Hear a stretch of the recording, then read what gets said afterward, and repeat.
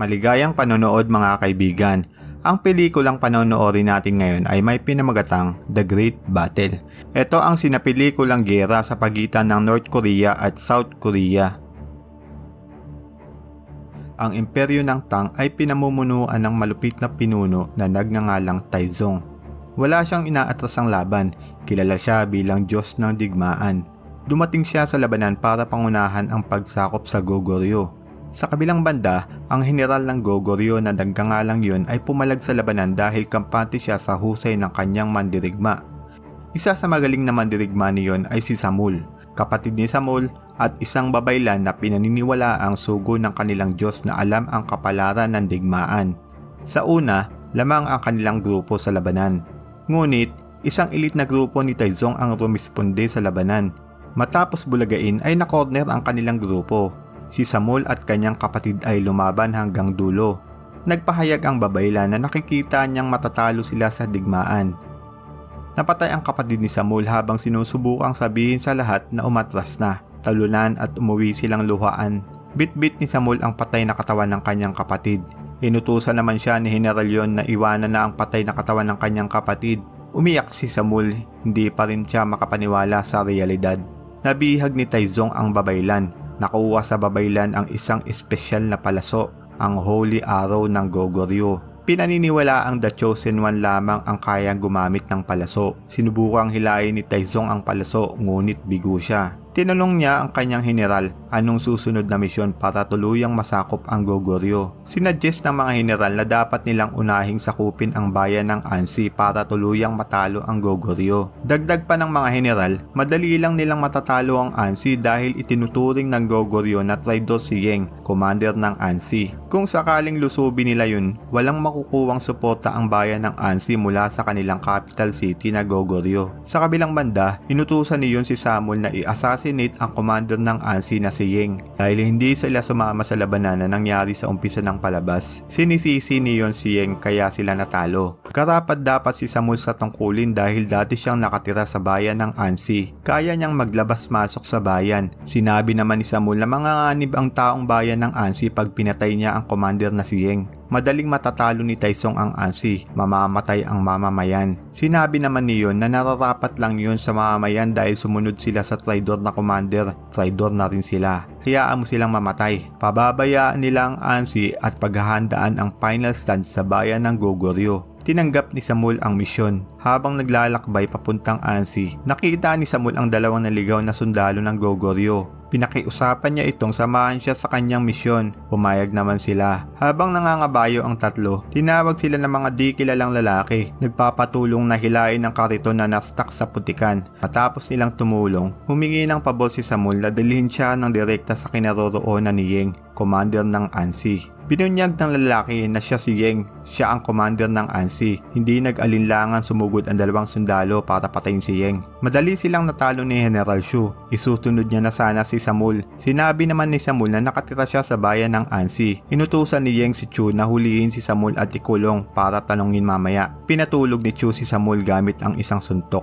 Nagising si Samul na pag-alaman niyang nakarating na sila sa bayan ng Ansi. Pumasok si Yeng, malugod siyang binati ng kanyang mamamayan. Pinaalam ng isang sundalo na nagngangalang Paso na kailangan niyang magpunta sa talipapa. Nang makarating, nakita niya ang dalawa niyang lieutenant na nag-aaway. Inutusan ni Yen ang mga nag-aaway na tumigil na. Mabilis na nakinig ang mga sundalo niya. Respetado si Yeng ng mga tauhan niya. Dinala si Samul sa interrogation room para tanungin. Alam ni Yeng na espiya si Samul. Ipinadala ni Yon para patayin siya. Nagpalusot si Samul na namatay ang kanyang kapatid sa gerang nagdaan. Kaya ngayon gusto niyang gumanti kay Taizong. Pinaniwalaan ito ni Yeng. Sa isip-isip ni Samul, gusto niya pa ring maghiganti kay Yeng dahil di siya nagpadala ng tauhan sa nagdaang giyera. Pinakilala ni Yeng si Samul sa kanyang mga general. Sinabi ni Yeng na kung gusto mong lumaban para sa bayan ng Ansi, kailangan mong panindigan. Nung gabing yun, nilabas ni Samul ang kanyang balisong. Sinundan niya si Yeng habang naglalakad sa kalsada. Nakita niyang pumasok ito sa bahay ng mag-asawang may kapapanganak lang na sanggol. Binigyan ni Yeng ng pagkain at gamit ang sanggol. Kinarga ang sanggol.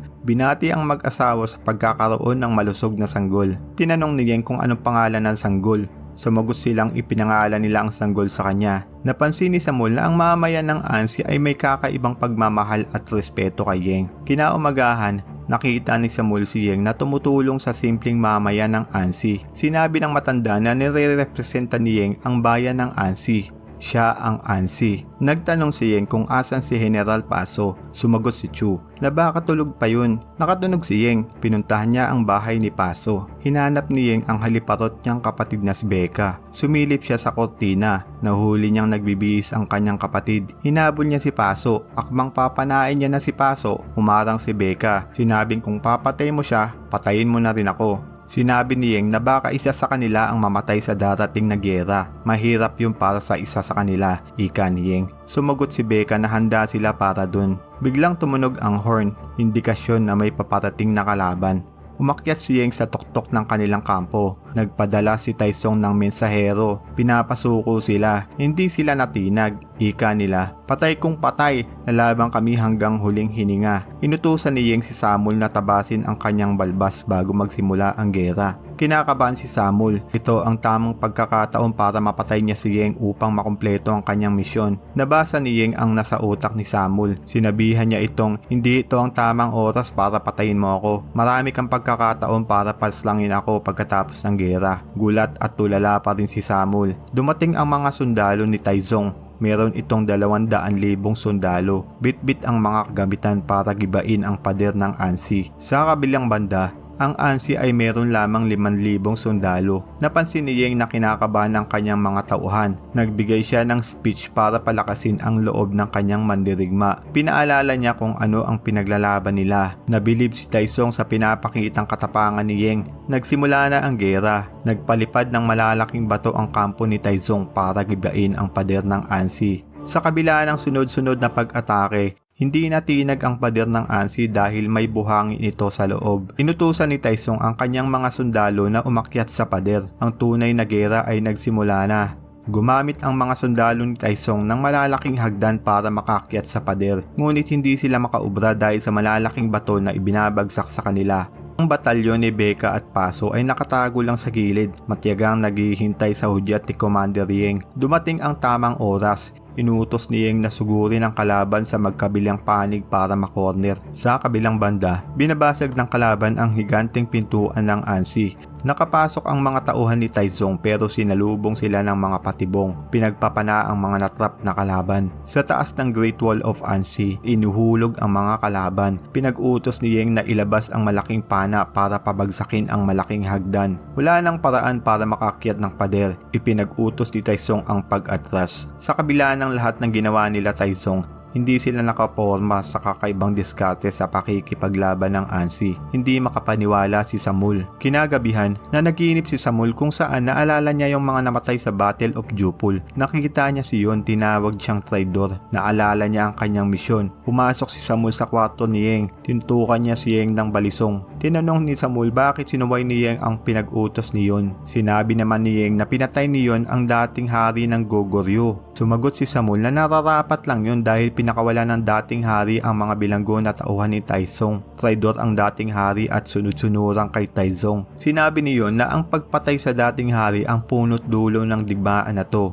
Isang giyera na dapat ay naiwasan. Sinabi ni Samuel na kahit ano pang dahilan yan, nagkagiyera na dapat tumulong ka. Dahil sa hindi mo pagpapadala ng reinforcement sa Mount Jupol, libo-libo ang namatay kabilang ang kapatid ko. Sinabi ni Yeng na ang paglaban kay Taizong sa open field ay malaking katangahan. Suicide ang kalalabasan pag nagpadala siya ng tauhan. Tinawag siyang duwag ni Samuel at tinikayat na sumanib sa pwersa ni General Yon. Sinabi ni Yon na ang tungkulin niya ay protektahan ang Ansi. Sa di kalayuan, tumunog muli ang horn. Bumalik ang sundalo ni Taizong. Dala-dala nila ang higanteng tore pandigma. Dumating si Chu para inform si Yeng. Nakita niyang nakatutok ang balisong sa liig ni Yeng. Sinugod niya si Samuel upang patayin. Pinigilan siya ni Yeng at sinabing kailangan muna nilang harapin si Taizong. Ang higanting tore ay nagsilbing kagamitan para makakyat ang mga kalaban sa pader. Inusisa ni Yeng ang sitwasyon panandalian. Nakaisip siya ng paraan. Inutusan niya ang mga tauhan niya na magbalot ng langis at patamaan yun ng flaming arrow para masunog ang higanting tore. Ginawa niya ito sa lahat ng tore habang nakikipagbakbakan sa mga sundalo. Matapos niyang masunog ang huling tore, tinamaan siya ng sibat sa kanyang balikat. Nakita niyang papalapit ang isang general para patayin siya. may sumaksak sa likod ng general. Iniligtas siya ni Samul. Nahimatay si Yeng. Makalipas ang 4 na araw, nagising si Yeng. Pinasalamatan niya si Samul sa pagligtas sa kanya. Galit na galit si Taizong dahil ang 200,000 nilang sundalo ay hindi matalo-talo ang 500 sundalo ng Ansi. Nakaisip siya ng paraan. Pinadala niya ang babaylan sa kampo ng Ansi. Dala-dala ng babaylan ang holy arrow ng Goguryeo. Sinabi niya kay Yeng na ipinadala siya ni Taizong para balaan sila sa huling pag-atake na gagawin ni Taizong. Ito na ang huli nilang pagkakataon para tanggapin ang pagkatalo. Dahil kung hindi ay gagawa si Taizong ng dambuhalang sasakyang pandigma gawa sa putik na kasing taas ng Great Wall of Ansi. Magsisilbing tungtungan para mapasok ang kanilang kampo. Sumunod na araw, sinimulan na ng gawin ng kalaban ang Giant Mound. Binalaan sila ng babaylan na nakikita niya ang pagbaksak ng imperyo ng Ansi. Kailangang sumuko ni Yeng, hindi siya nagpatinag. 1 buwan ang nagdaan, malapit nang matapos ang Giant Mound. Iminungkahi ni Samul na kailangan nilang humingi ng tulong sa capital city, ang Goguryeo. Sinabi ni Yeng na hindi siya tutulungan niyon. Naisip ni Paso na direktang i-assassinate si Taizong bago matapos ang Giant Mound. Nagalit si Becca sa kanyang kapatid bakit pinayagan ang kanyang asawa sa suicide mission. Sinabi ni Yeng na yun na lang ang paraan na natitira. Pinuntahan ni Becca si Paso, sinabing ipangako mo na babalik ka ng buhay. Nagtungo na sila Paso sa kanilang misyon na i-assassinate si Taizong. Nang makarating, napagtanto nilang na-set up sila sa isang patibong. Nangangahulugang may traitor sa kampo ng Ansi. Naghihingalong bumalik si Paso sa kampo. Pinaalam niya kay Yeng na may traitor sa kanila. Namatay si Paso. Inamin naman ng babaylan na siya ang nag-inform kila Taizong. Sinabi niyang wala siyang nakikitang pag-asa na madidepensahan nila ang kuling pag-atake na gagawin nila Taizong. Kailangan nilang sumuko kay Emperor Taizong kung gusto pa nilang mabuhay. Nagmakaawa siya kay Yeng na wag nang ituloy ang pakikipaglaban. Ginilitan siya sa liig ni Samul at sinabing hindi babagsak ang Ansi. Sa galit ni Becca sa pagkamatay ng kanyang minamahal, sumugod siyang mag-isa sa baluarte ni Taizong upang ipaghiganti si Paso. Napatay niya ang ilang sundalo at nagawang madaplisan si Taizong. Bandang huli ay napatay siya ng mga sundalo ni Taizong. Matapos mailibing si Becca at Paso, nagdesisyon si Samul na magtungo sa capital city of Goguryeo para kumbinsin si Commander Yun na magpadala ng reinforcement. Sinabi niya kay Yun na pukpukong nakikipaglaban ng Ansi sa mga kalaban, hindi sila traidor. Dinidepensa nila ang Goguryeo. Habang nag-iisip ng paraan si Yeng, nakita niya ang mga bata naglalaro sa buwanginan. Nakaisip siya ulit ng paraan. Tinanong niya ang mga minero ng Ansi kung kaya nilang maghukay ng kuweba. Sumagot ang mga minero na kaya naman. Sinabi ni Chu na dapat magawa na ang kuweba bago pa may pwesto ang dambuhalang sasakyan na ginagawa ng mga kalaban. Agad na naghukay ang mga minero. Sumunod, natapos na ang Giant Mound. Ang kuweba ay natapos na rin. Dumating ang araw ng digmaan. Ipinaalam ng mga minero na hindi nila masusunog ang haligi ng kuweba dahil umulang kagabi. Kailangan nilang tsap-tsapin ng mano-mano ang haligi para bumagsak at gumuho ang kuweba. Nag-aalala si Yeng sa paraang yun dahil mababaon din kasama ang mga minero sa loob ng kuweba. Handa ang mga minero isakripisyo ang kanilang buhay sa ngalan ng Ansi. Nang malapit ng Giant Mound, natapos na ng mga minerong putuli ng haligi. Gumuho ang kuweba, nalibing ng buhay ang mga minero sa loob ng kuweba. Gumuho rin ng bahagya ang Giant Mound. Hindi makapaniwala si Taizong sa kanyang nakita. Sa pakunguna ni Yeng, sinugod nila ang mga kalaban na natira sa Giant Mound. Sa galit ni Taizong, pinasugod niya ng buong pwersa ang kanyang sundalo. Dumipensa ang Ansi sa pamamagitan ng pagpapagulong pababa ng mga sunog na gulong. Tumagal ang labanan ng 3 araw. Naubusan ng bala ang Ansi. Napagtanto ni Yeng na ang paraan lang para matapos ang giyera ay mapatay si Taizong. Inutusan niya ang kanyang tauhan na dalhin sa kanya ang Holy Arrow. Nagpatuloy ang labanan ng 2 panig. Sinusubukang haltakin ni Yeng ang Holy Arrow. Nakita niya ang mga tauhan niyang unti-unting namamatay. Ginamit niya ang natitira niyang lakas para mahila ang Holy Arrow. Naisip niya si Paso, Becca, mga minero, mga nagbuwis ng buhay sa digmaan. Lumipad ang palaso sa gitna ng digmaan. Tinamaan si Taizong sa kanyang mata. Tumalsik siya mula sa kanyang kabayo. Dumating si Samul kasama si Yun at mga sundalo ng Goguryeo. Tinanggap ni Taizong ang pagkatalo. Inuutos niya sa mga tauhan niya na umatras. Matapos ang 3 taon, namatay si Taizong sa kanyang tinamong tama. Bago mamatay, nagbigay siya ng payo na wag subukang sakupin ang Goguryeo. Sa sumunod na eksena, makikitang sinasaayos ng mamamayan ang mga pinsala. Nagpaalam si Samul kay Yeng.